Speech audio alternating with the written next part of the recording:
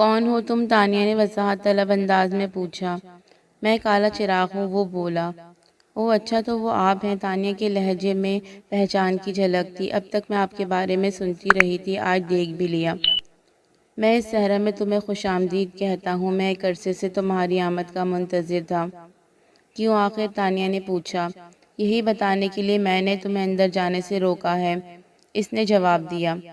اندر کون ہے؟ اندر ایک ایسا شخص موجود ہے جسے تمہاری مدد کی سخت ضرورت ہے۔ میں تو اندر جا رہی تھی، آپ ہی نے مجھے اندر جانے سے روک دیا، تانیہ نے تعصب بھرے لہجے میں کہا۔ تم اسے دیکھو گی تو تمہیں شدید تکلیف ہوگی، میں چاہتا ہوں کہ تم دیکھنے سے پہلے میری بات سن لو۔ اندر کون ہے آخر؟ کچھ پتہ تو چلے۔ تمہارا بھائی محسن راؤ، اس نے بہت سادگی سے جواب دیا۔ اندر میرا بھائی ہے، وہ مجھے مدد کے لیے پکار رہا ہے اور آپ مجھے اندر جانے سے روک رہے ہیں، کیا یہ ظلم نہیں ہے؟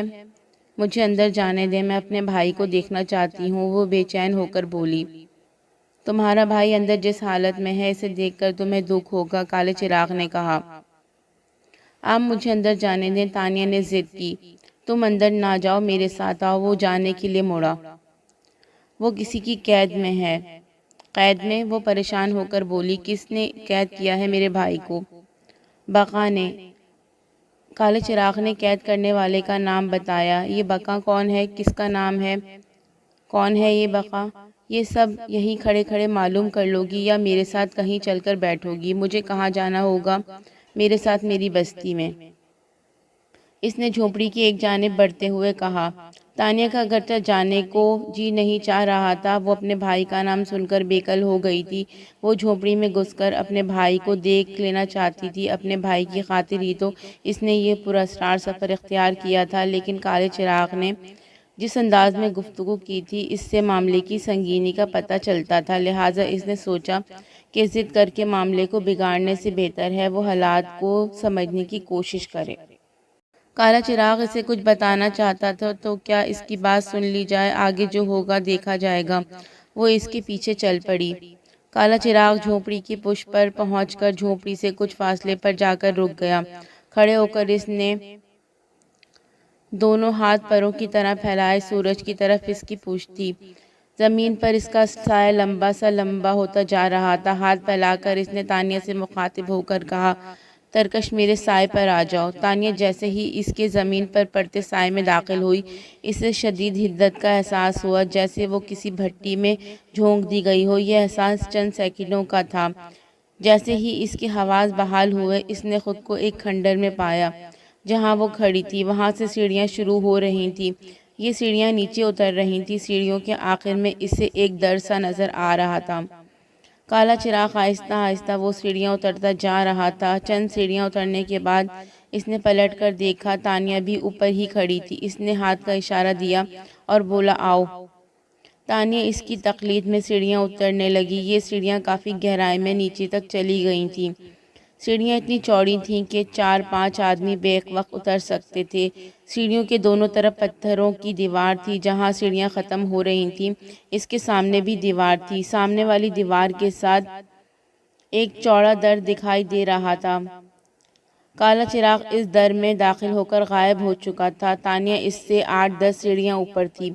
جب در کے سامنے پہنچی تو کالا چراغ اس کا منتظر تھا۔ جب وہ در میں داخل ہو گئی تو کالا چراغ پھر چل پڑا۔ در میں داخل ہو کر تانیہ کو ایک خوشگوار حیرت کا احساس ہوا۔ اس کا خیال تھا کہ وہ در میں داخل ہوگی تو آگے گھپ اندھیرا ہوگا اور وہ کسی غار نما چیز میں داخل ہو جائے گی، لیکن ایسا نہ تھا۔ سامنے اجالا تھا۔ تھوڑے سے فاصلے پر ایک محرابی دروازہ تھا۔ وہ دروازے کے دونوں بھاری پٹ کھلے ہوئے تھے یہ کسی محل کا سا دروازہ تھا۔ کھلے دروازے میں سے اسے ایک خوبصورت فوارہ اور پس منظر میں پتھروں کی عمارت نظر آ رہی تھی اور اس کے سامنے ایک خوبصورت باغ پھیلا ہوا تھا اور وہ بہت گہرے رنگ کا آسمان نظر آ رہا تھا۔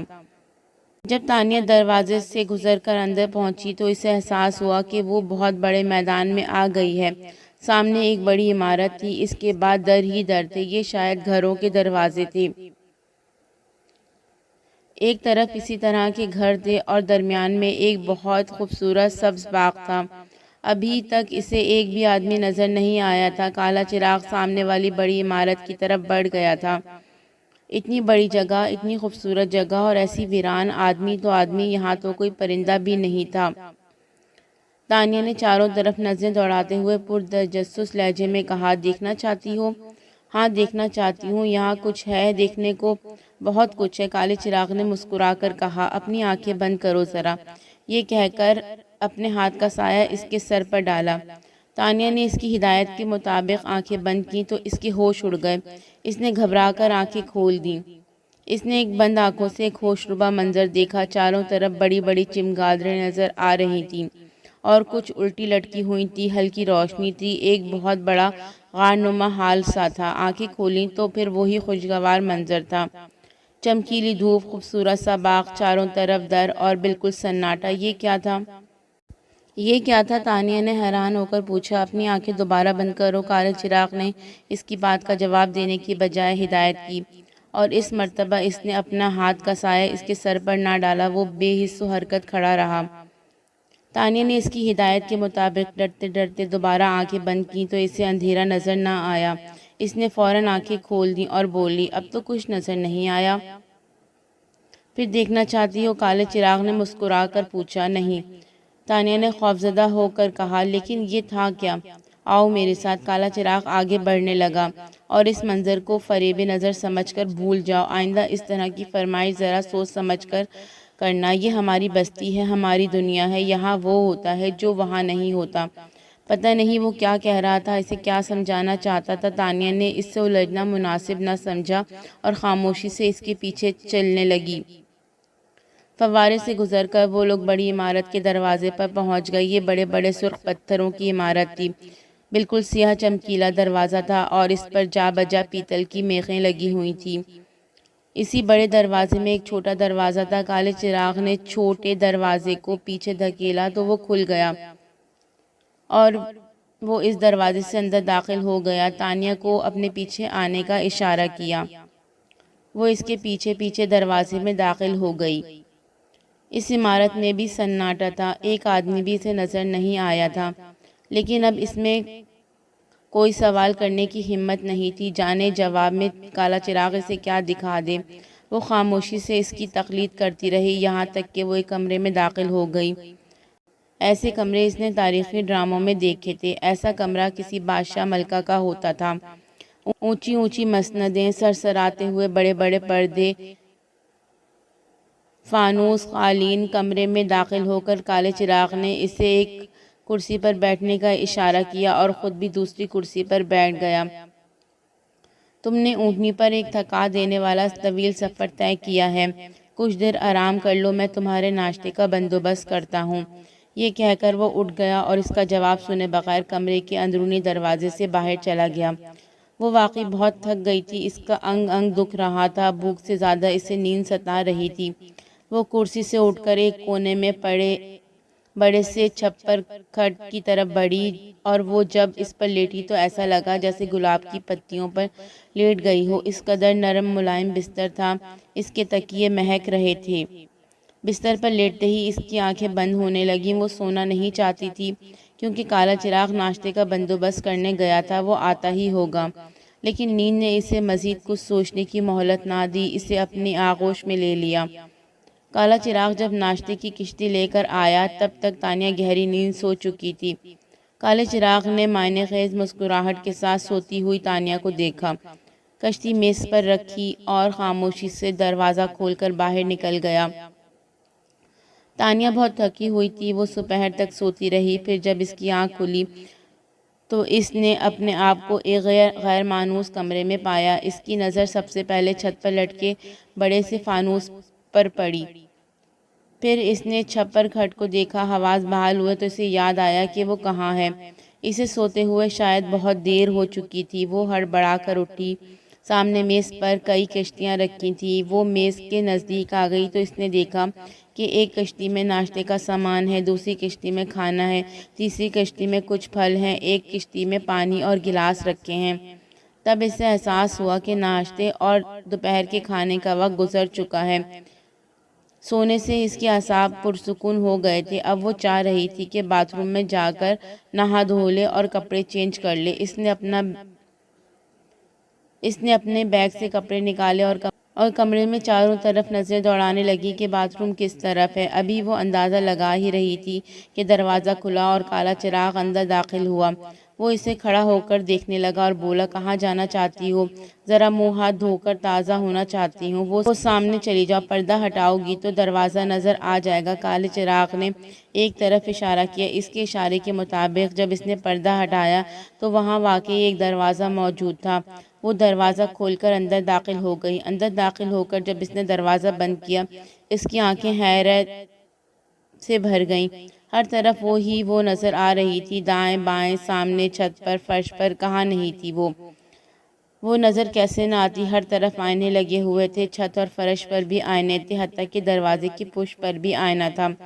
दरवाज़ा बंद होने के बाद शीशे की दीवार में गुम हो गया था। ये खूबसूरत हम्माम था। फर्श पर एक हौज था जिसकी लंबाई 6 फीट और चौड़ाई 4 फीट रही होगी। इसकी गहराई भी 4 से 6 फीट थी। इस हौज की सतह नीले रंग की थी, इसलिए हौज और इसका पानी नजर आ रहा था, वरना आईनों की वजह से इतने अक्स दिखाई दे रहे थे कि कुछ पता नहीं चल रहा था कि वो किस जगह पर है। जब वो आईना हम्माम से नहाकर बाहर निकली तो बिल्कुल फ्रेश हो चुकी थी। काला चिराग कमरे में ही मौजूद था। तानिया इस वक्त इस तरोताज़ा गुलाब की मानंद लग रही थी जिस पर शबनम के कतरे पड़े हों। इसका हुस्न मजबूत होने लगा। काला चिराग इसे बहुत दिलचस्पी से देख रहा था। तानिया ने अपने खुले बालों में तौलिया लपेटा हुआ था। वो इसकी पुरशौक नज़रों को नज़रअंदाज करते हुए कुर्सी पर बैठ गई और मेज़ पर रखी हुई चीज़ों को देखने लगी। अब इसे शिद्दत की भूख लग रही थी। अब तुम क्या खाओगी? काला चिराग उठकर मेज़ की तरफ बढ़ा। नाश्ते और दोपहर के खाने का वक्त तो निकल चुका है, अब तो शाम की चाय का वक्त है। मेज़ पर इतना कुछ मौजूद है, कुछ भी खा लूँगी, आप फिक्रमंद ना हो। खाना लाए हुए भी कई घंटे हो गए हैं, देख लो ठंडा तो नहीं हो गया। कोई बात नहीं, जैसा भी है मैं खा लूँगी। ये कहते हुए इसने डोंगे का ढक्कन उठाया तो खाने से भाप उठ रही थी। वो खुश होकर बोली, अरे ये तो बिल्कुल गर्म है, क्या आप दोबारा लाए हैं? नहीं तो दोपहर को ही लाया था, काले चिराग ने मासूमियत से कहा। तानिया ने अपने मतलब का खाना तश्तरी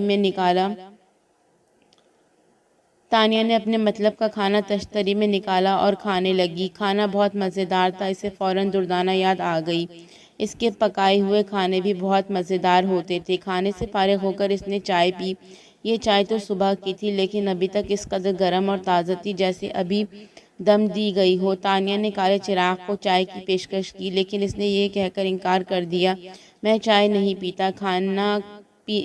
खाने पीने से फारिग होने के बाद काले चिराग ने बर्तन उठाए। तानिया ने चाहा भी कि वो इससे कहे, बर्तन मैं रख आती हूँ, लेकिन वो ये बात कह न सकी। काले चिराग ने सारे बर्तन एक साथ उठाए और दरवाजे से बाहर निकल गया। इसकी गैर मौजूदगी से फ़ायदा उठाकर तानिया ने अपने सर से तौलिया खोला और अपने बाल सुलझाने लगी। फिर इसने अपने बाल बांधे और आराम से कुर्सी पर बैठ गई। ये कैसा तलस्म था, ये कैसी होशरुबा दास्तान थी। वो कहाँ से कहाँ पहुँच गई थी। वो घर से अपने भाई मोहसिन राव की तलाश का अज़्म लेकर निकली थी। एक ही रात में वो अपने भाई के नज़दीक पहुंच गई थी। झोंपड़ी में घुसकर इसे देखना चाहती थी, लेकिन काला चिराग वहां जालिम समाज बनकर पहुंच गया था। इसे मिलने से रोक दिया था। जाने इसने ऐसा क्यों किया था। वो इससे कोई बात करना चाहता था, शायद मोहसिन राव के बारे में कुछ बताना चाहता था। अभी तक तो इसने कुछ बताया ही ना था। फिर इसे अपने इस ख्याल पर खुद ही हंसी आ गई। वो बेचारा किस वक्त बात करता, दिन भर तो वो सोती रही थी। इस वक्त वो बिल्कुल चाको चौबंद थी, जहन पुरसुकून था। अब वो वापस आए तो इससे पूछूंगी कि मामला क्या है, इसका भाई झोंपड़ी में क्यों है, वहाँ ऐसी किस हालत में है कि इसे एक नज़र देखने भी नहीं दिया गया। वो कुछ देर इसका इंतज़ार करती रही, लेकिन वो वापस पलट कर नहीं आया। वो उठी और इसने सोचा बाहर निकल कर देखे। बाहर बहुत खूबसूरत बाग था, शाम का वक्त था, ज़रा वहाँ जाकर टहले। इसने दरवाज़ा खोल कर बाहर निकलने की कोशिश की, लेकिन दरवाज़ा ना खुला, शायद बाहर से बंद था। फिर वो अंदरूनी दरवाजे की तरफ बढ़ी। جس سے کالا چراغ اندر گیا تھا اور پھر واپس نہ پلٹا تھا۔ یہ دروازہ بھی بند تھا۔ یہ دروازے کیوں بند ہیں؟ کیا اسے قید کر دیا گیا ہے؟ اس تصور پر وہ ہنسی۔ وہ کوئی شہزادی تھوڑی ہے جسے کوئی جن یا دیو اپنے محل میں قید کر لے۔ یہ ٹھیک ہے کہ وہ شہزادی نہیں تھی، لیکن یہ بھی ٹھیک تھا کہ وہ کسی شہزادی سے کم نہیں۔ اس کا حسن کوکاف کی پریوں کو بھی مات دینے والا تھا۔ پھر کالا چراغ جن نہ سہی لیکن جن جیسی چیز ضرور تھا۔ عجیب شخصیت تھی اس کی، کہیں وہ اس کو بند کر کے تو نہیں چلا گیا۔